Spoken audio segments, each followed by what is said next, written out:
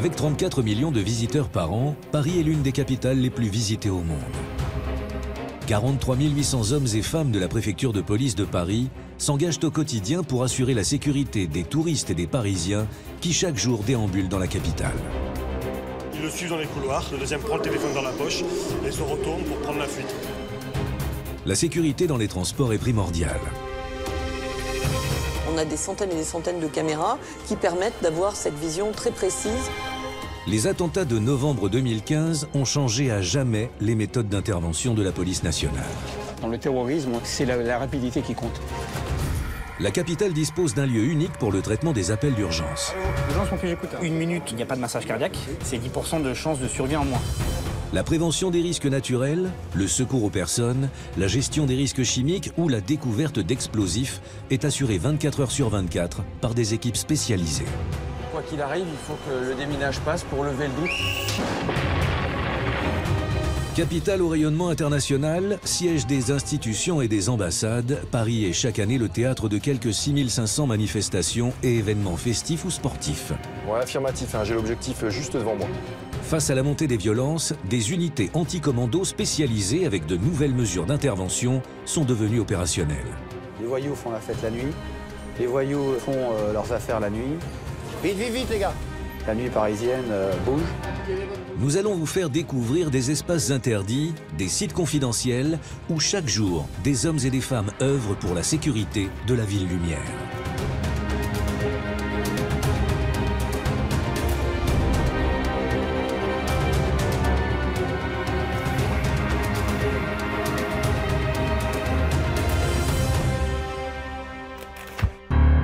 Avec 2 200 000 habitants, Paris est l'une des capitales les plus visitées au monde.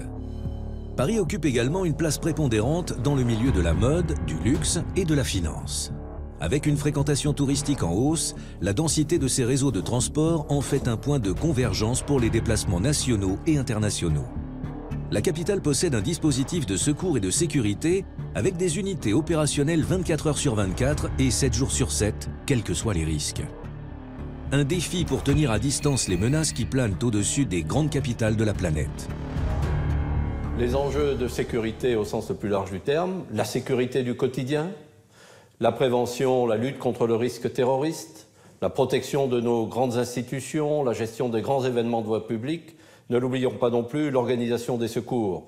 Et ça à l'échelle de Paris, intramuros, à l'échelle aussi de Paris, de la petite couronne, près de 7 millions d'habitants, et pour le préfet de zone que je suis, à l'échelle aussi de la région d'Île-de-France. Pour assurer la sécurité du public, la préfecture de police de Paris dispose de plusieurs salles de contrôle. Opérationnelle de jour comme de nuit, celle de la DESPAP surveille au quotidien Paris et les départements sous sa responsabilité. Elle coordonne notamment l'action de chaque commissariat. Ici, c'est bien le centre névralgique de la préfecture de police. Tout ce qui concerne la sécurité publique est décidé dans cette salle via le cabinet du préfet de police et notre directeur. Et cette information concernant le colis suspect invalide.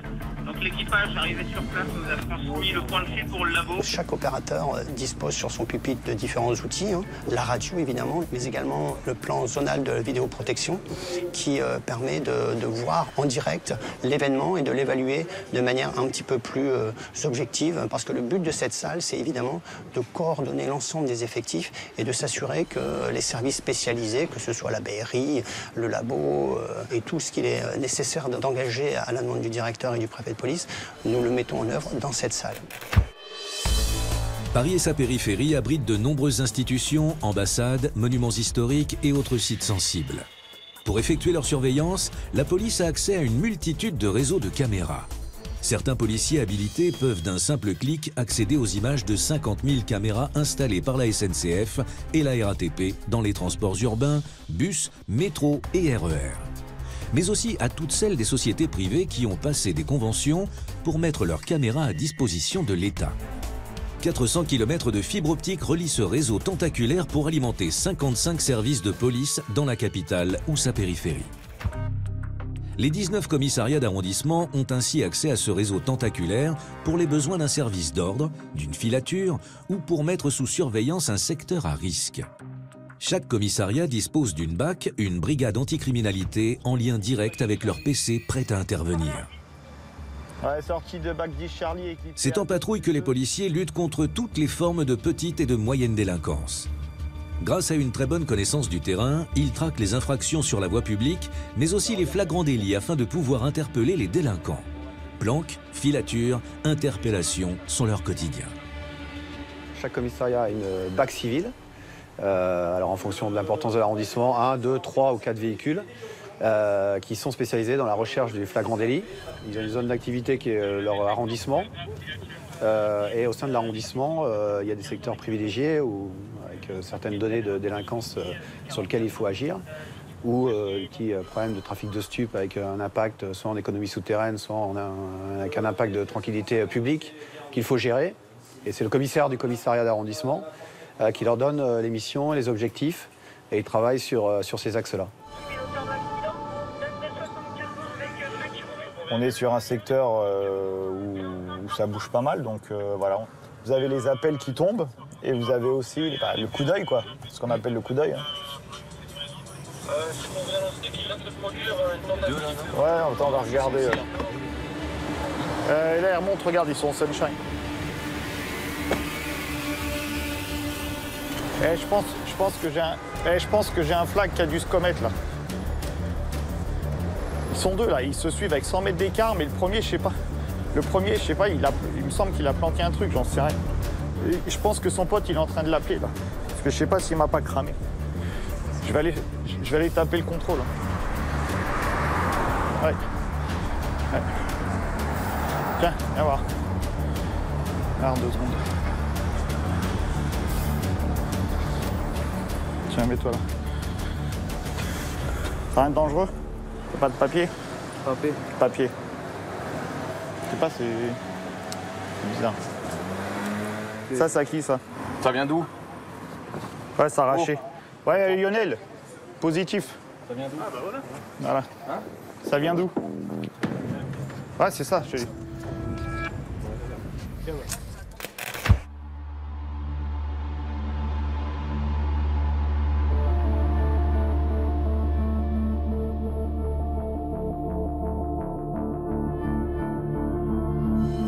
Paris, la ville qui ne dort jamais.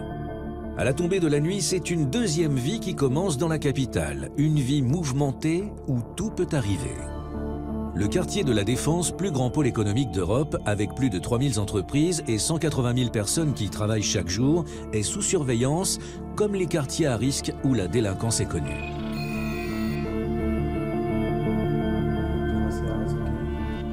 Les voyous font la fête la nuit. Les voyous font leurs affaires la nuit. La nuit, il y a une espèce de désinhibition avec l'effet de l'alcool, des stupes. La nuit, c'est festif sur Paris, donc une multitude de données qui fait que la nuit parisienne bouge. Tous les commissariats ont une BAC de nuit, 1 ou 2 véhicules en fonction de l'importance de l'arrondissement. Et ils travaillent sur les objectifs locaux de leur arrondissement. Flagrant délit, stupes, agression. Vol avec violence. Pour renforcer ces 20 BAC de nuit d'arrondissement et sécuriser les soirées parisiennes, la brigade anticriminalité de nuit BAC 75N a été créée en 1993. La BAC 75N, c'est une unité de soutien qui travaille soit de manière individuelle au sein des arrondissements en renfort sur des sécurisations particulières et qui recherche le flagrant délit, en tenue, comme la mienne. Pourquoi en tenue? Parce qu'en plus de cette mission de recherche du flagrant délit et de soutien aux BAC et autres effectifs d'arrondissement, on peut les regrouper sous mon autorité et celle des officiers en petite unité constituée, un peu comme une petite CRS, capable d'intervenir sur un événement grave de violence urbaine, de maintien de l'ordre et d'agir en conséquence.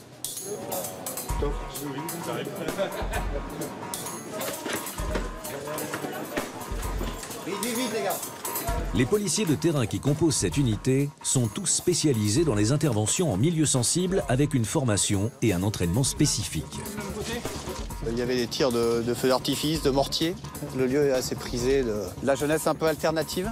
Donc les gens ont appelé à plusieurs reprises le commissariat et police secours. Évidemment, ils n'arrivaient pas à dormir. Hein. Des domiciles tout autour.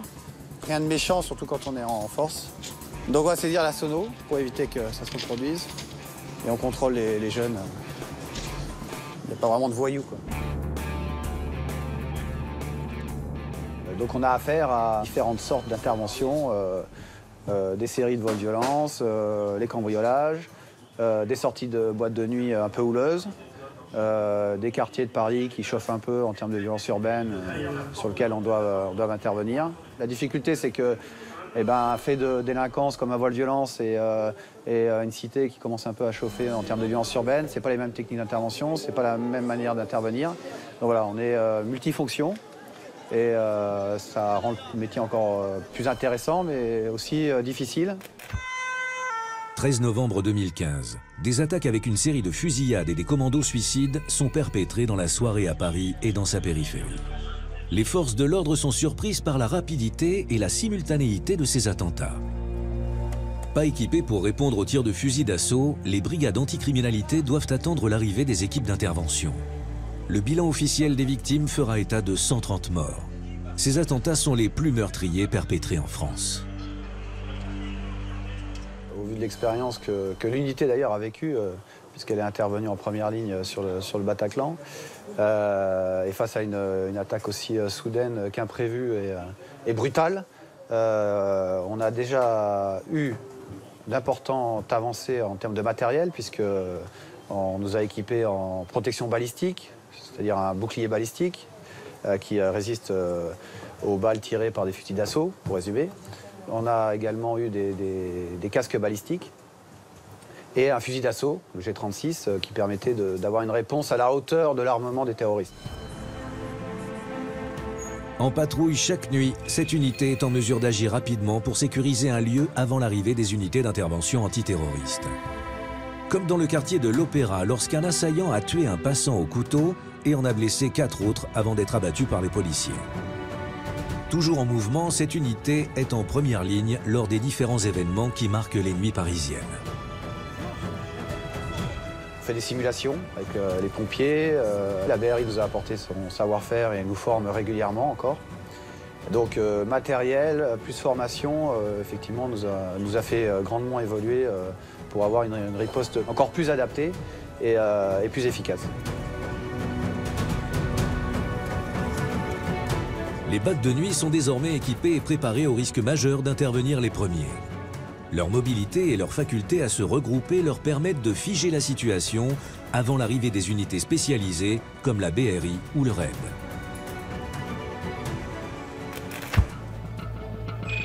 Banlieue parisienne.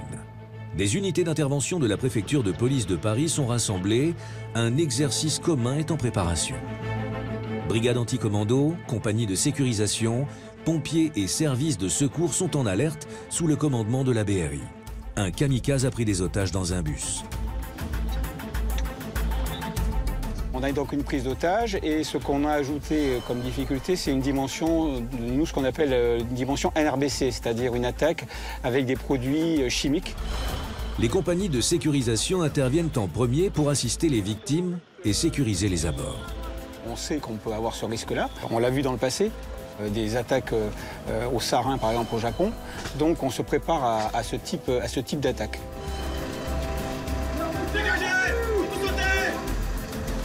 Il y a beaucoup de services qui sont équipés dans ce type de protection, mais la BRI a travaillé plus spécialement sur cet aspect-là. On a pu voir d'abord la compagnie de sécurisation qui est intervenue, et ensuite, à partir du moment où le risque a été détecté, on laisse la place aux services spécialisés, et ces services-là se mettent en appui pour nous aider. Donc la BRI devient, je dirais, la pierre angulaire d'un dispositif d'intervention où le chef de la BRI ou son adjoint, s'il n'est pas là, dirige l'intervention en elle-même. La priorité, je dirais, des missions, c'est de sauver les otages, de récupérer les victimes, et bien évidemment de neutraliser les terroristes.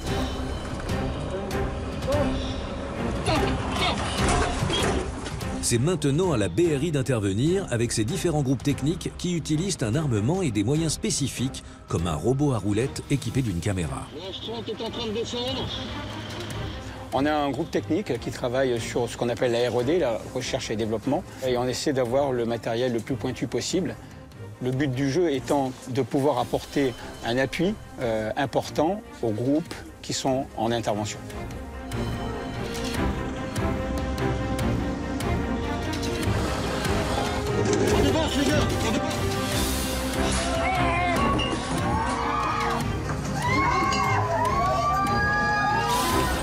La BRI, dans sa formation anti-commando, est l'unité parisienne de contre-terrorisme.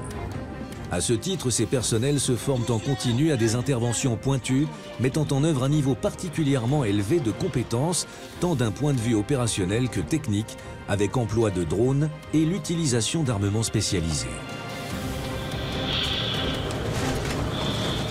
Dans le terrorisme, on a pu le voir, c'est la rapidité qui compte. La BRI est le seul service qui allie mission d'intervention en situation de crise et mission de police judiciaire, surveillance, identification et filature. Située sur l'île de la Cité au cœur de Paris, dans le mythique 36 quai des Orfèvres, la BRI, plus connue sous le nom d'Antigang, est l'une des brigades centrales de la direction de la police judiciaire parisienne. Pionnière, elle s'est forgée au fil des affaires des compétences et un savoir-faire qui inspirent la création de l'unité d'élite d'intervention du RAID en 1985. Aujourd'hui encore, elle mène de front lutte contre le grand banditisme et intervention en situation de crise. Les origines de ce service, c'est dès 1964, à l'initiative d'un de nos aînés, François Lemoyle, qui a eu l'idée de prendre le problème judiciaire à l'envers, notamment les braqueurs. C'est-à-dire qu'auparavant, on attendait qu'un braquage soit commis et ensuite on investiguait pour déterminer qui était monté au braquage, les interpeller, les présenter devant un magistrat. Et il a eu l'idée lumineuse de se dire on va se mettre derrière et on va les monter en flagrant délit.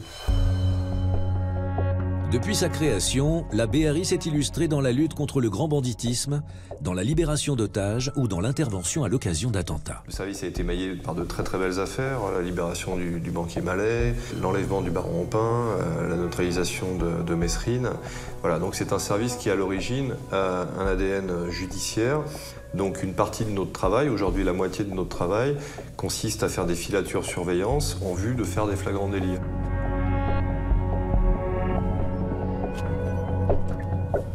La BRI depuis 2015 est vue sous l'image du policier casqué, cagoulé, avec un fusil d'assaut et qui va résoudre des situations de prise d'otage à caractère terroriste. Mais l'ADN de la BRI, c'est pas du tout ça. La BRI, c'est la brigade de recherche et d'intervention. Donc là, on est dans la phase recherche, dans la partie anti-gang, qui est quand même la partie la plus, qui est l'ADN de notre service et qui, pour ma part, est la partie qui m'intéresse le plus. Ce pourquoi je suis venu à la brigade. Moi, je suis sous le tunnel. Si jamais ça prend le tunnel, ça sera face à moi. Mais on essaie de couvrir les axes. Ouais, monsieur, moi la moto, je vais mettre pas très loin des piétons pour le cas où. Ouais, c'est suivi. Ouais, là pour l'instant, on est dans la phase d'attente qui peut se déclencher dans 30 secondes. Comme si ça se trouve, à la fermeture du centre commercial, on sera encore là. On n'a pas de service de renseignement, de service de filature surveillance, de service d'intervention, tout est transversal. C'est-à-dire qu'on a des groupes de recherche et d'intervention qui, comme leur nom le porte bien, passent leur temps à rechercher de l'information, à rechercher des malfaiteurs, à les surveiller et à intervenir dans le cadre de procédures judiciaires en flagrant délit, c'est-à-dire juste avant ou juste après la commission d'une infraction ou de l'intervention stricto sensu. J'ai la cible devant moi là, qui est devant l'entrée au Beaugrenelle. Il est au niveau de la tente rouge, je l'ai aperçu. Je vais te confirmer, parce que j'ai un bus là qui va partir, je vais te confirmer. Donc là, on a de la chance, parce que je l'ai entreaperçu le gars. Alors c'est pareil, c'est que des fois, on a... C'est aussi ça, c'est accepter d'entreapercevoir les choses et de pas spécialement les voir. Ouais, pour l'instant, donc je confirme, c'est bien notre objectif. Voilà. C'est bien notre objectif. Ah ouais, je le vois, je le vois. Il va monter à bord d'un véhicule noir, direction la Seine, direction la Seine.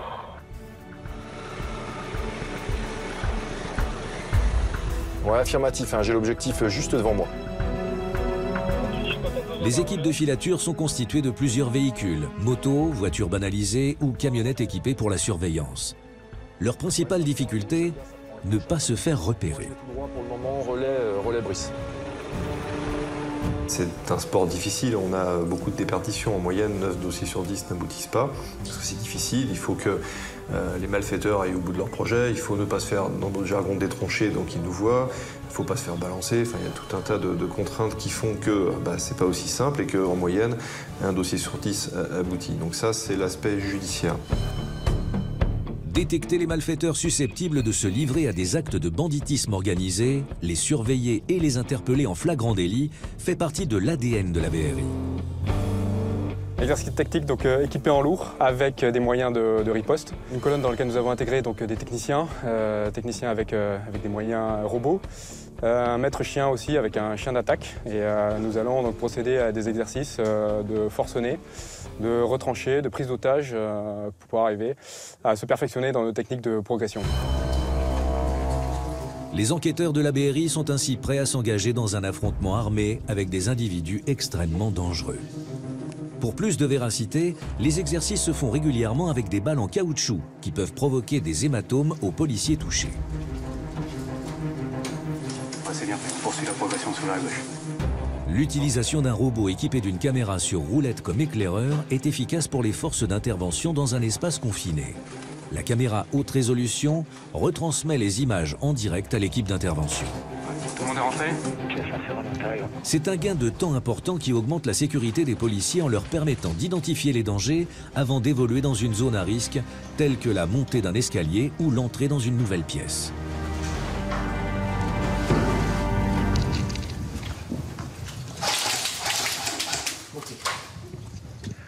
Tango, tire. Partie à droite. Ok, en riposte, on se protège. On va envoyer le chien et pénétrer à l'issue. On envoie le chien en pénétrer. Une fois l'agresseur repéré, le chien d'attaque est dirigé grâce à un laser qui lui indique la pièce où est retranché l'assaillant. Fort d'une centaine d'hommes, la BRI peut compter sur un renfort de 350 policiers spécialisés dans sa configuration anti-commando. Individu neutralisé, interpellé.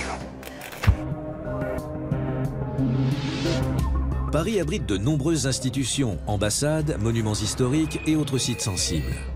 Elles sont chaque année le théâtre de plusieurs milliers de manifestations et d'événements festifs ou sportifs.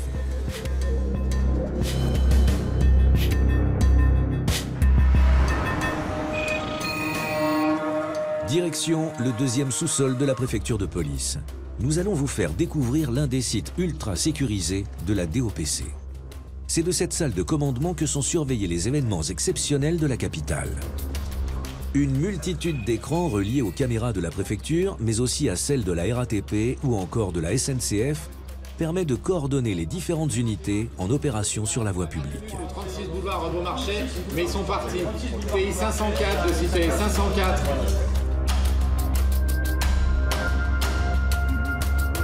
Cette salle, c'est le centre commandement, le point névralgique qui est chargé de suivre en temps réel tous les événements qui se passent sur Paris et la région parisienne, le Grand Paris. Et notamment, les événements qui m'intéressent plus particulièrement sont liés au Mosovo, le maintien de l'ordre, les services d'ordre et les voyages officiels. C'est d'ici que partent les ordres des différentes unités présentes sur les lieux. Police, gendarmerie, services de renseignement et services judiciaires coordonnent leurs équipes sur place.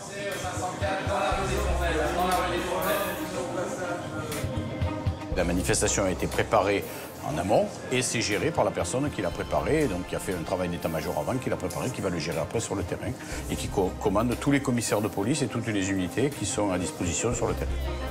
De la simple revendication d'une dizaine de personnes aux manifestations de masse, c'est plus de 2500 regroupements par an que la DOPC doit encadrer. Les forces opérant sur le terrain doivent être prêtes à intervenir à tout moment. Vous avez la cartographie qui est suivie en temps réel avec le positionnement des forces, le positionnement des manifestants, l'évolution. Les caméras qui suivent en temps réel aussi les événements. Après aussi, on a des caméras que l'on peut déplacer. Donc on a les moyens qui sont mis à disposition, qui sont centralisés ici pour qu'on puisse mieux appréhender le problème et l'évolution de la manifestation et essayer de la prendre en compte du mieux possible. Ça y est, ça rentre dedans, ça reflue. Là, ça lance des projectiles dans leur dos. La mission finale, c'est de permettre la liberté de manifestation dans les meilleures conditions, c'est-à-dire tout en assurant la sécurité des biens et des personnes d'une ville, d'une agglomération comme Paris, qui est le siège des institutions, donc avec des particularités et des difficultés et une sensibilité particulière. Rompues à toutes les techniques de maintien de l'ordre, les compagnies d'intervention encadrent avec maîtrise tout type de manifestation.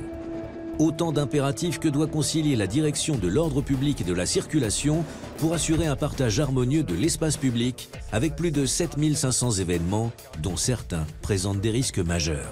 Aucun véhicule ne rentre, hormis ceux du PSG qui ont le logo navette. Et dès que le gros flux est sorti, on se remet en position pour éviter que les gens reviennent vers la présidentielle. Ce que je ne veux pas, c'est qu'on ait le retour de ces tribunes sur la présidentielle. Si vous voulez bien, on met en place rapidement. Après les attentats au Stade de France, des mesures de sécurité renforcées et de nouvelles habitudes pour le public ont été mises en place, en plus des mesures pour surveiller les hooligans.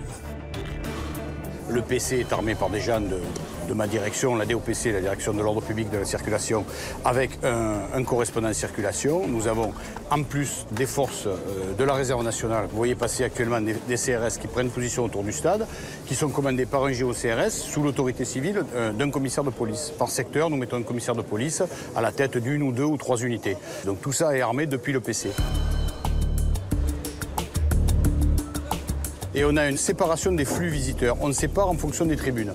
On fait arriver les gens depuis les stations de métro où vous n'avez pas de circulation autour du stade. Et on s'est rendu compte que plus on sectorisait et plus on cassait les flux, plus on était en sécurité.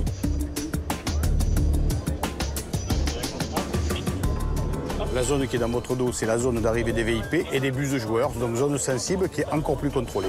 Ne rentrent sur cette esplanade que des véhicules qui ont été contrôlés. Le dispositif mis en place est exceptionnel, aussi bien pour la sécurité des spectateurs que celle des joueurs.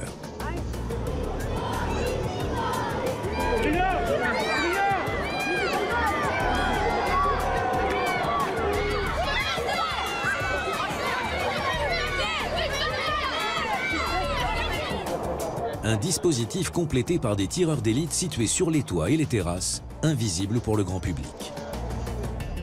Je ne sais pas si vous arrivez à le voir, on en a un qui est caché dans le stade de Jean-Bouin à les Coursives, là, qui nous regarde en ce moment, qui nous surveille. Ça, c'est la sécurité ultime, si vous voulez, qui sert autant à me rassurer moi que vous. En cas d'événement majeur, nous avons un dispositif quand même relativement conséquent et qui part pratiquement des stations de métro et qui vient en se concentrant autour du stade. Voilà. Pour assurer la sécurité de l'enceinte parisienne, un PC ultra moderne en forme de bulle. Forces de l'ordre et opérateurs de surveillance peuvent compter sur plus de 150 caméras. Ici, c'est un PC à commandement unique qui regroupe toutes les unités et toutes les entités qui travaillent sur le dispositif sécurité. Vous avez d'abord la partie sécurité privée, c'est-à-dire le PSG, avec la gestion caméra, la gestion par les opérateurs et par le coordonnateur, la gestion de toutes les équipes de sécurité, les agents d'accueil, la palpation, les équipes d'inter en tribune, les équipes pelouse que vous avez. C'est 800 agents de sécurité sur un match en moyenne. Sur un match à peu près normal, c'est quand même assez conséquent. C'est géré depuis cette partie. Sur l'autre côté, vous avez la partie police avec tous les participants police, la garde républicaine qui assure des patrouilles à cheval, le correspondant CRS qui assure la coordination des unités mises à notre disposition, l'opérateur caméra, le chef de salle, le correspondant circulation. Là-bas, vous avez madame le procureur qui est présente à chaque match, vice-procureur. La participation des effectifs judiciaires chargés de tout le traitement judiciaire, de tout ce qui peut se passer dans le stade, avec au final les interdictions de stade. Donc si vous voulez, chaque opérateur a un rôle bien déterminé et nous assurons la gestion des caméras extérieures et la gestion des caméras intérieures sont assurées par le PSG. Et donc c'est un exemple parfait de commandement opérationnel, si vous voulez, d'imbrication entre le partenaire privé et le partenaire de la puissance publique. Nous avons à la fois une mission sécurité générale anti-attentat avec un dispositif complet de sécurisation générale et vous avez après un travail classique sur la sécurité au match de foot qui prend en compte le traitement des hooligans, des ultras, et traitement parfois particulier des spectateurs un peu turbulents. On essaie de prévoir et d'adapter le dispositif au mieux en essayant de faire un dispositif calqué au plus juste pour économiser les forces de police aussi, pour ne pas mettre trop de personnel sur les événements. Cette surveillance a permis le retour des supporters du PSG et de stabiliser les débordements.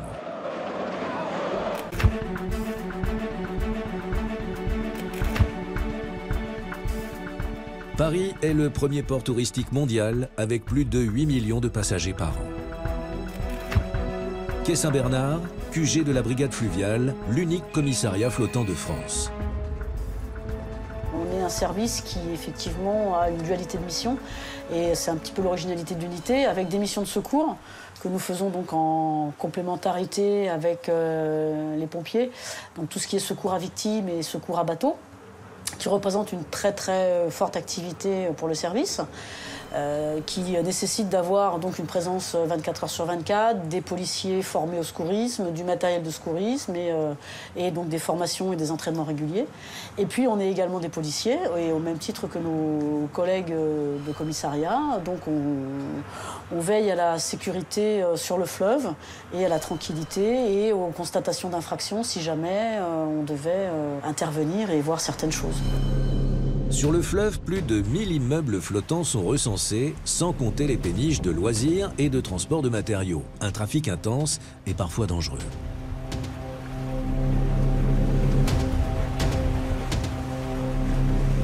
Le premier danger, c'est quand il y a beaucoup de navigation, il y a beaucoup de bateaux qui se croisent et qui peuvent éventuellement se heurter ou heurter les ouvrages d'art, les ponts. Deuxième danger, c'est les avaries moteurs donc des bâtiments. Ils peuvent vite arriver sur un pont et ne pas pouvoir passer, pas pouvoir gérer le passage du pont et toucher l'ouvrage. Ces sentinelles ont acquis au fil des années une connaissance intime du fleuve et de ses habitants. Dans la capitale, on recense plus de 400 péniches qu'il faut surveiller. C'est un bras qui n'est pas ouvert à la navigation et donc il y a beaucoup de bateaux logements qui attirent donc des cambrioleurs hein, comme avec tous les logements. Donc on maintient une surveillance constante sur ces habitations et sur ce bras en particulier. La Seine est sous la surveillance constante de l'organisme Vigicru. Lorsque le fleuve atteint son pic de crue, c'est toute une organisation qui se met en place. RER et métro ferment leurs gares, en bordure de Seine, les musées sécurisent leurs œuvres. Les policiers de la brigade fluviale jouent un rôle important quand la Seine déborde. Ils ont pour mission de sécuriser ces berges et les habitants des péniches.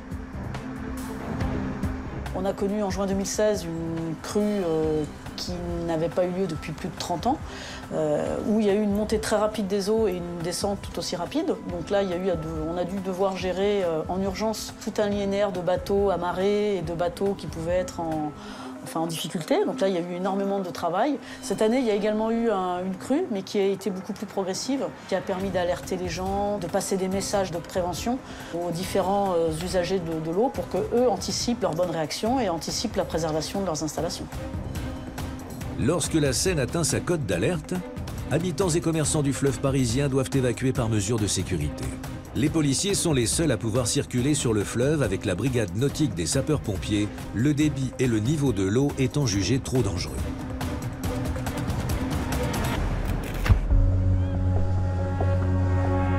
L'été, le soir venu, les quais s'animent dans de nouveaux lieux de fête et de détente. Alors la fête de la musique, c'est pour nous la journée ou la nuit la plus chargée de l'année parce qu'effectivement, c'est une nuit où il y a énormément de monde dehors et à partir d'un certain moment, l'alcool aidant fait qu'on a beaucoup de gens qui décident d'aller à l'eau, en sachant bien sûr que c'est interdit et très dangereux. Et du coup, on a pas mal d'activités à ce moment-là et qui consistent à récupérer des gens qui sont à l'eau, prévenir toute agression sur les quais. C'est assez chargé. Comme toutes les nuits, l'équipe d'intervention de la brigade fluviale est en patrouille. La circulation sur le fleuve est réduite. Leurs rondes les amènent à contrôler les quais. Un appel les informe, pont de Bercy, un homme est tombé à l'eau. L'homme a réussi à regagner la rive, coincé contre la paroi du quai. Trempé, il est à bout de force. Monsieur, là. Oh, eh oh, il y a un trou. Monsieur, oh, eh oh, Monsieur, restez avec nous, hein. Monsieur, reste avec nous. Tu peux pousser 1, 2, 3. Allez, on appuie. Allez, asseyez-vous là. Arrivés sur place, les sapeurs-pompiers prennent le relais. Oh, monsieur, il est en train de partir. Oh là, qu'est-ce qui s'est passé là? Vous avez pris quelque chose d'autre ou pas? Vous l'avez vu glisser ou pas? L'homme encore choqué est transporté à bord de leur embarcation au QG de la brigade fluviale. Les pompiers le placent sous assistance médicale et le conduisent à l'hôpital le plus proche. Chaque année, les plongeurs de la brigade fluviale sauvent plus d'une centaine de personnes de la noyade. Sur la même période, ils repêchent également une quarantaine de corps, pour la plupart des suicidés. Autre mission, la sécurisation du fleuve lors de visites officielles. Ce jour-là, le président de la Côte d'Ivoire, Alassane Ouattara, doit rencontrer les plus hautes autorités françaises. La délégation se pose en hélicoptère aux Invalides. Et le cortège se dirige vers l'Élysée. Le visiteur représente une cible potentielle pour des activistes. Les services de sécurité sont sur le qui-vive. En cas de déplacement de personnalités à proximité du fleuve, la brigade fluviale assure une sécurisation nautique pour parer à tout incident à proximité du fleuve. Ensuite, il se peut que des personnalités politiques se déplacent sur le fleuve, aient besoin de se déplacer sur le fleuve, et nous assurons à ce moment-là l'encadrement de ces services d'ordre en partenariat avec les services de protection des personnalités et d'autres compagnies d'intervention.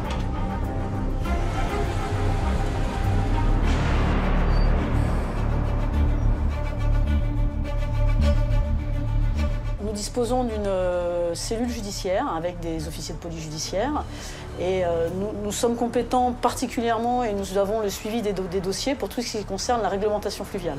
Vous allez avoir une pollution, vous allez avoir un accident de bateau par exemple. Nos enquêteurs vont complètement mener l'enquête et proposer des conclusions au parquet. Enfin voilà, on est sur une enquête complète. Par contre, dès qu'on est sur du droit commun, effectivement, on travaille en collaboration avec les services de police et de gendarmerie locale qui assurent la continuité de l'enquête si jamais on devait constater une infraction de droit commun, éventuellement sur l'eau par exemple. Pour effectuer leur mission, des entraînements réguliers sont nécessaires. La visibilité dans la Seine n'est que de quelques centimètres par endroit. On va pouvoir intervenir à la demande des services de police, mais si jamais il devait y avoir par exemple une recherche d'objets de délit ou d'armes ayant servi à la commission d'une infraction, le service enquêteur nous demande une recherche subaquatique, nous détermine la zone de recherche et effectivement ensuite on met en place différents moyens de prospection qui peuvent durer parfois plusieurs jours pour rechercher du petit couteau qui a servi dans un homicide, au coffre-fort qui a pu être jeté par les voleurs. Voilà. On est à la disposition des services enquêteurs pour toutes leurs demandes dans la mesure où elles sont réalisables techniquement pour nous. La brigade fluviale est équipée d'un sonar permettant des recherches plus approfondies en milieu subaquatique. Cet appareil facilite la recherche d'épaves, d'objets, voire de corps, sur de vastes aires immergées. Il a permis de cartographier une partie de la Seine où reposent plusieurs véhicules qui ne représentent pas de danger pour la navigation. Et en cas de crue, il épaule les plongeurs quand la visibilité est nulle.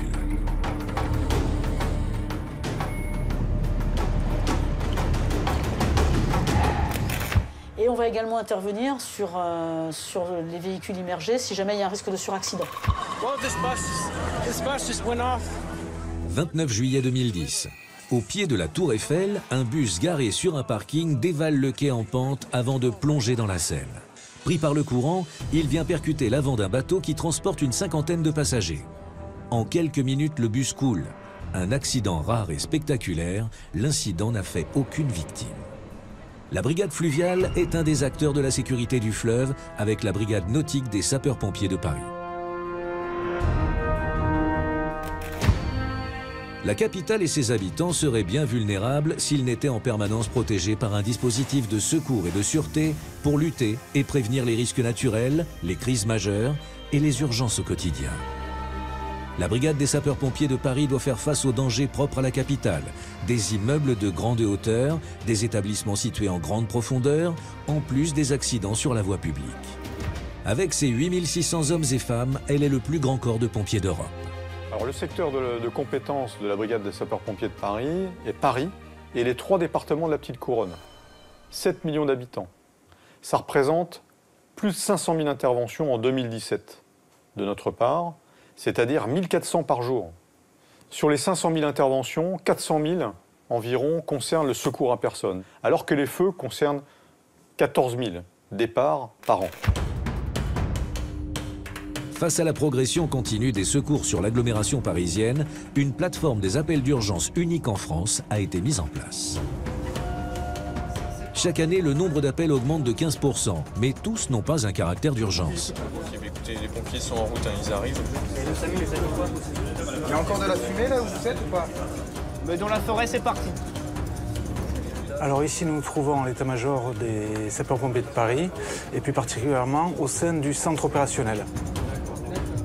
Alors, les appels 17, 18 et 112 sont regroupés et sont réceptionnés effectivement au sein de la plateforme des appels d'urgence, avec une première phase destinée à qualifier l'appel et à lui attribuer un degré d'urgence, et une deuxième phase qui permet de discriminer précisément la nature de la détresse, la nature de la situation qui est reportée par le requérant. La mutualisation pompiers-police dans un même lieu physique est l'une des forces de la plateforme. Lorsque les appels ont été donc préqualifiés et filtrés afin d'être orientés vers le bon métier, ils sont réceptionnés une deuxième fois dans la salle de traitement des appels, cette fois-ci. Et dans cette salle, c'est celle dans laquelle nous nous trouvons, sont colocalisés des sapeurs-pompiers et des policiers, dont le métier est de qualifier très précisément la situation décrite par le requérant, de manière à apporter la réponse la plus cohérente et la plus adaptée à la situation. Il a quoi? C'est ça? La proximité de policiers et de sapeurs-pompiers qui traitent des appels d'urgence qui, généralement, par un canal différent, mais décrivent la même situation, nous permettent de nous enrichir les uns et les autres du partage de l'information. Chaque opérateur a accès au réseau de caméras de surveillance de la préfecture de police. Ils peuvent ainsi vérifier l'ampleur de la situation et organiser les secours en conséquence. On a tous décalé, on a une grande expérience de terrain et sans cette expérience de terrain, on ne peut pas venir ici au centre opérationnel. Quelqu'un qui rentre chez nous à la brigade des pompiers de Paris, il ne peut pas venir ici au centre opérationnel commencer à prendre des appels. Oui, urgence pompier, j'écoute. C'est à quelle adresse, madame? C'est à quel étage là que vous voyez la fumée qui sort là? D'accord. Vous savez qui habite dans cet appartement? D'accord, vous restez bien chez vous, les pompiers vont venir vous chercher. Nous, on doit envoyer les secours le plus rapidement possible, bien évidemment. En 2 minutes, on sait déjà l'adresse, précisément ce qui se passe.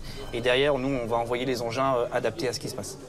Donc nous, on a un rôle aussi très important, c'est qu'avant que les pompiers arrivent avec les camions, nous, on est souvent là, justement, pour faire les premiers secours sans être sur place. Et la difficulté, elle est là.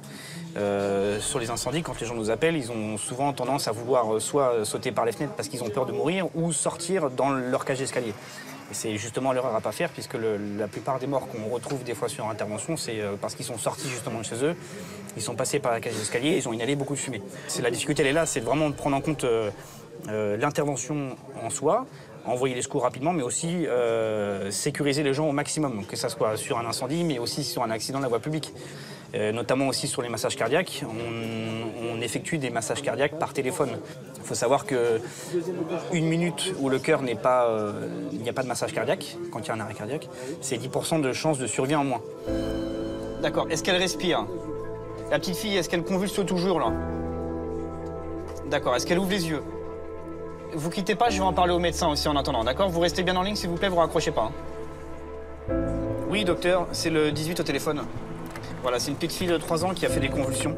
Elle a eu de la fièvre ce matin qui était non mesurée. La BSPP, effectivement, a cette particularité de disposer de sa propre coordination médicale. Donc c'est une singularité au niveau national. Nous sommes le seul corps de sapeurs-pompiers en France à disposer de sa propre coordination médicale. La présence de ces médecins nous permet d'aider les opérateurs à faire réaliser les gestes de prendre secours par les requérants dans les cas de situations les plus graves. Nous, on est les pompiers de l'ombre, mais on est là vraiment pour améliorer la survie des gens. C'est qu'on fait les massages cardiaques par téléphone. Et c'est grâce à ça, grâce à nous, grâce aux gens qui font le massage aussi par notre biais, qu'on arrive à sauver des gens sur intervention. Même si les feux représentent une faible part des interventions quotidiennes, ils sont souvent les plus meurtriers.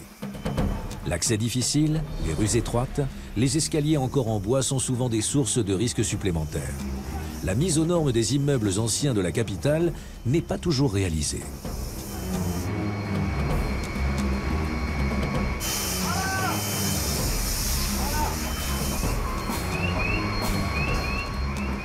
Il y a une différence de développement du feu, du sinistre, dès lors qu'on s'engage dans un immeuble haussmannien, avec des cages d'escalier qui ne sont pas protégées, qui ne sont pas encloisonnées.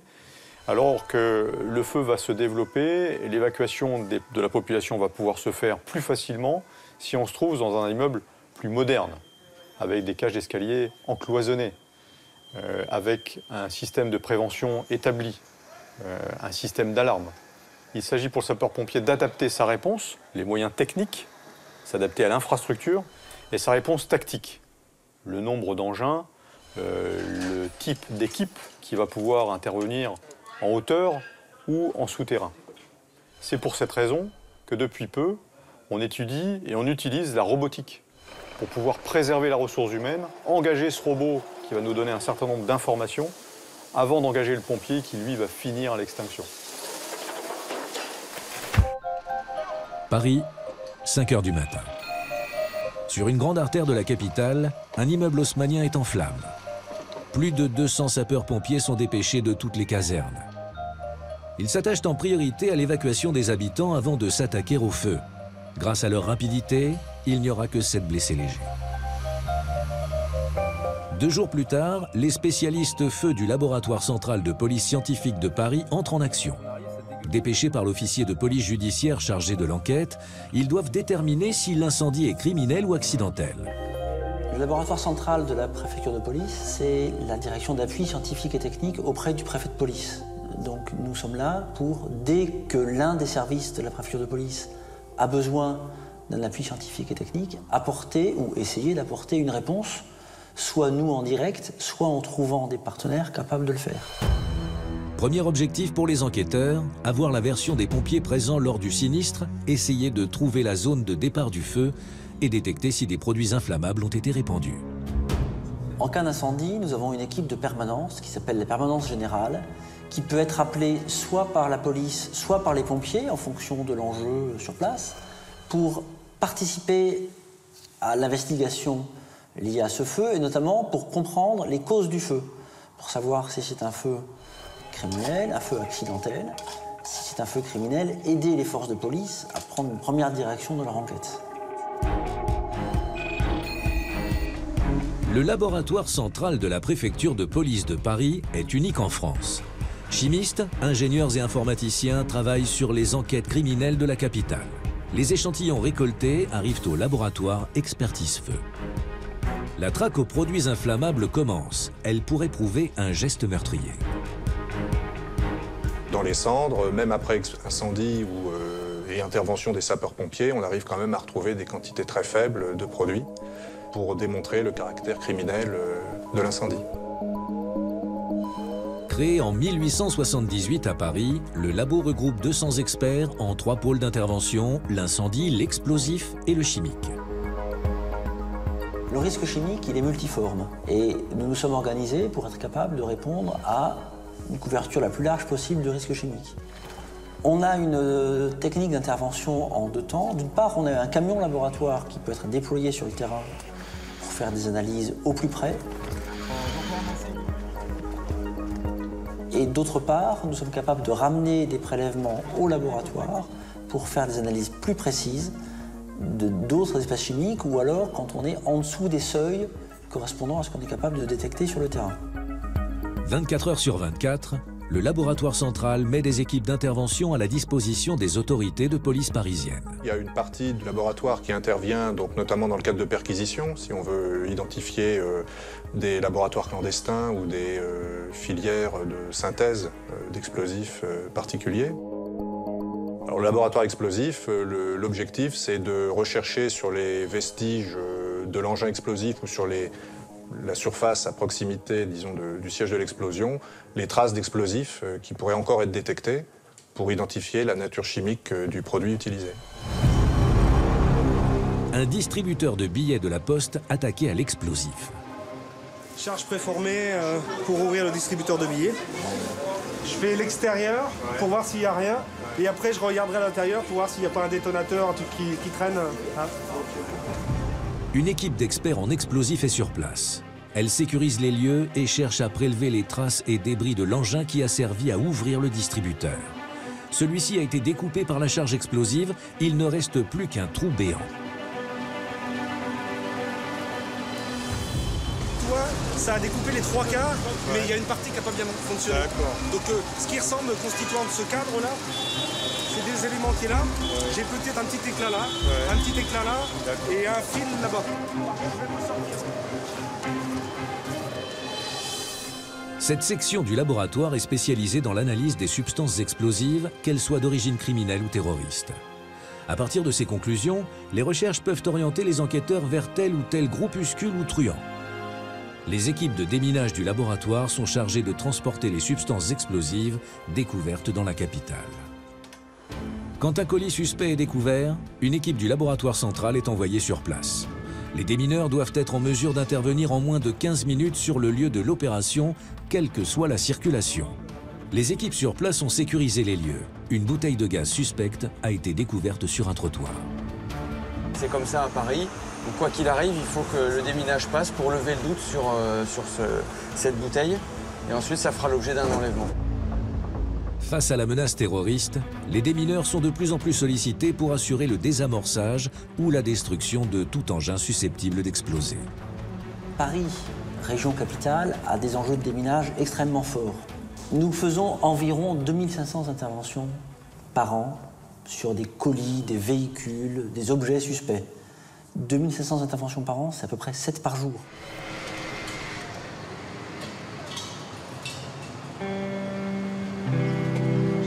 Fausse alerte. Comme souvent, il ne s'agissait pas d'un engin explosif, mais aucun risque ne doit être pris.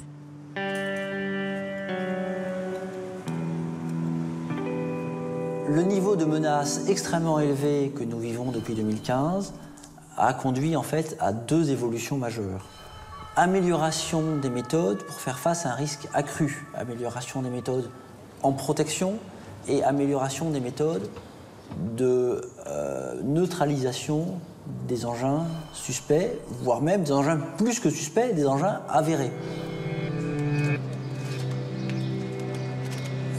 Donc là, on va faire usage d'explosifs en fait pour pouvoir faire une première action sur le colis. Ça va nous permettre à la fois de secouer ce qu'il y a à l'intérieur et de l'ouvrir. Une détonation va retentir dans quelques instants au coup de sifflet. Merci de bien vouloir protéger vos oreilles. Que ce soit dans les aéroports, les gares ou sur les rails de chemin de fer, leurs interventions sont de plus en plus fréquentes.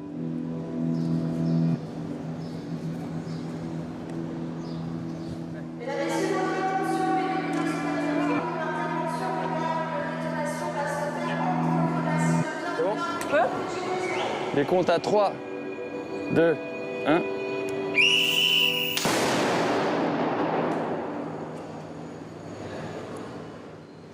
Les démineurs sont équipés d'une panoplie de moyens, d'une espèce de boîte à outils avec différents moyens, des tenues particulières, des moyens d'intervention à distance, etc. En fonction de leur analyse de la situation, de l'analyse du risque, des éléments de contexte, ils vont sur le terrain au plus près du besoin choisir le moyen qui est le plus adapté à la menace rencontrée. Robot lanceur de projectiles sous haute pression, système de contrôle au rayon X qui permet de ne pas détruire l'objet suspect, ces dispositifs font partie des techniques de plus en plus sophistiquées mises au point grâce aux informations récupérées sur les zones de conflit. Ça, c'est l'accumulateur. Alerte dans une station de métro. À cette heure d'affluence, évacuer une station, c'est bloquer des milliers de voyageurs sur le réseau de transport. Il est important pour les démineurs d'intervenir rapidement sur un colis suspect dans un train ou une rame de métro.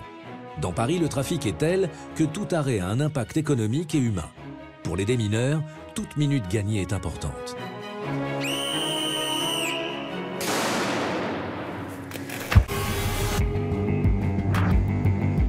La sécurité dans les transports est une priorité. L'Île-de-France concentre à elle seule 60% de la délinquance commise dans les transports en commun en France. L'enjeu de la sécurité dans la région est d'autant plus crucial que certains chiffres donnent le vertige. Près de 5 milliards de voyages y sont effectués chaque année. Le réseau ferré compte 736 gares. Pour assurer la sécurité des voyageurs, la préfecture de police a mis en place des unités spécialisées.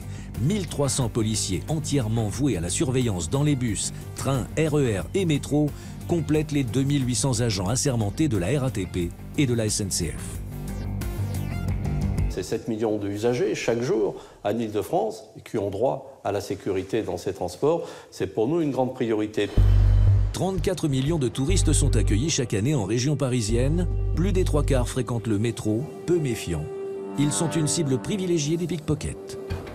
Notre brigade sécurise ce qu'on appelle les réseaux ferrés qui comprennent métro, RER et les Transiliens, mais également ce qu'on appelle le réseau de surface, à savoir les tramways et les bus.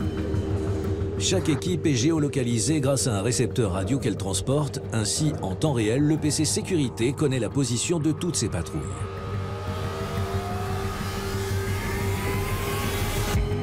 Sous-sol de la maison de la RATP. C'est ici que se situe le centre d'information et de commandement opérationnel du service régional de la police des transports de la préfecture de police de Paris. C'est de cette salle ultra sécurisée que les opérateurs traquent les délinquants. Cette salle a pour vocation de traiter les événements qui tiennent à la sécurité des transports sur le périmètre de Paris, de la petite et de la grande couronne. Nous disposons dans cette salle de plusieurs technologies différentes, qui sont principalement des technologies vidéo, qui regroupent à la fois les flux fournis par la préfecture de police pour assurer la sécurité sur la capitale, mais également des caméras partenaires, nos deux principaux partenaires étant les transporteurs RATP et SNCF.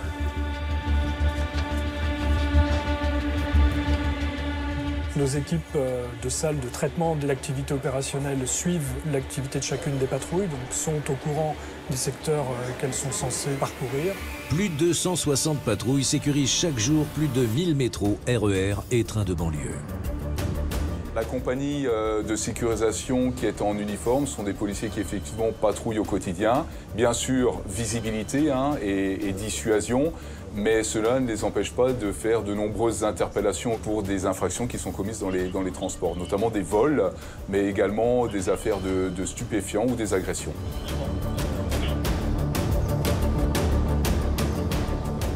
Nous avons une brigade de policiers en civil que nous appelons la BLAST. C'est les brigades de lutte contre les atteintes à la sécurité des transports. Et eux sont en charge notamment de lutter contre tout ce qui est vol à la tire, vol violence, mais également à l'occasion des agressions sexuelles qui sont commises dans les réseaux. Attention à la marche en descendant du train. Please mind the gap between the train and the platform. C'est en civil que les policiers traquent les pickpockets. Ici, pas de voitures et de sirènes hurlantes. C'est en courant et en basket qu'il faut parcourir les kilomètres de couloirs qui séparent les différentes stations. Là, on a 3 individus qui sont actuellement en gare et qui s'intéressent à des bagages. Pas d'uniforme, pas de signe distinctif. Ces hommes et ces femmes sont des professionnels de la filature et de la discrétion. Ils doivent se fondre dans la foule. Les 3 individus se sont séparés. Il y en a un dans le train, dans la voiture 18, et les 2 autres qui ont rejoint la gare. Donc là, c'est pour ça qu'on s'est divisé en 2 groupes.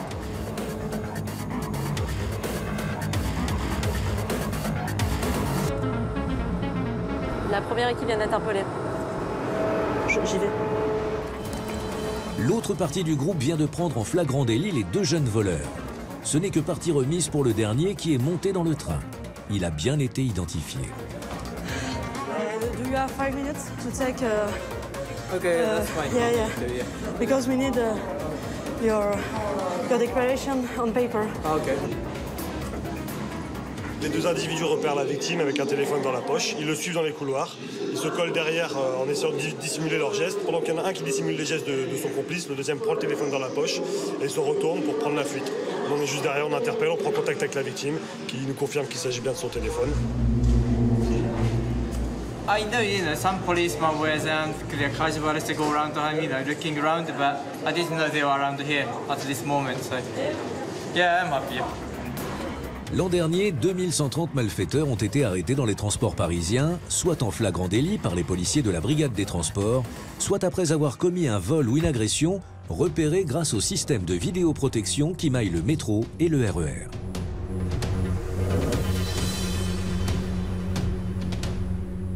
La cellule de vidéopatrouille a pour mission de détecter des profils à risque de personnes susceptibles de commettre des vols, principalement. Cette unité a à sa disposition des effectifs qui sont dédiés en surface dans un véhicule et qui sont pilotés directement par les opérateurs vidéo qui assureront le suivi des individus suspects jusqu'à leur interpellation. Pour cela, il faut avoir une grande expérience du terrain, connaître les emprises des transporteurs et également avoir une grande dextérité dans la manipulation des outils informatiques qui sont mis à notre disposition de manière à pouvoir constater un fait du début jusqu'à la fin.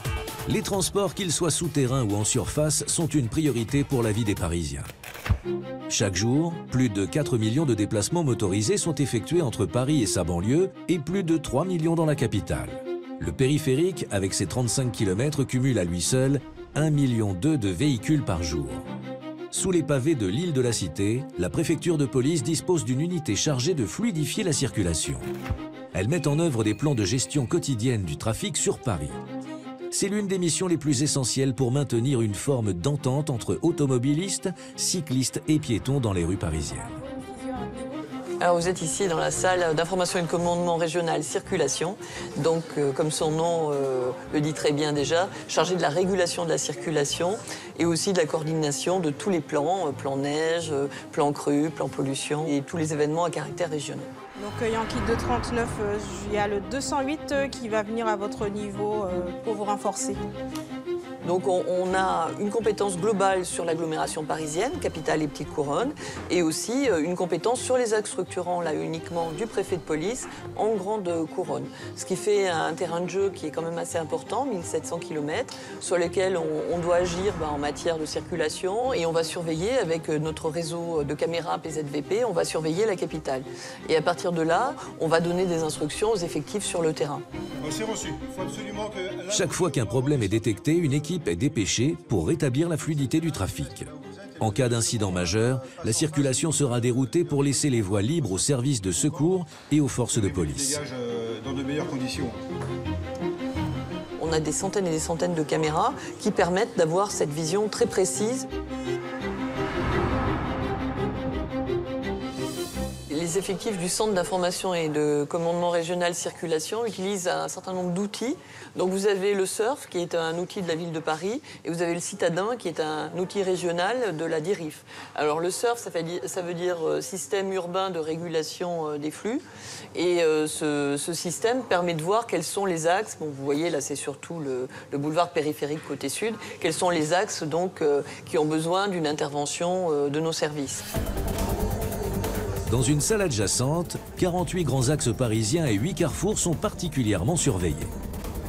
Cette unité de vidéo-verbalisation a été créée en fait pour aider à la fluidification de la circulation, car elle est chargée surtout de faire le contrôle des infractions au stationnement et à la circulation dans les voies réservées, c'est-à-dire dans les voies bus.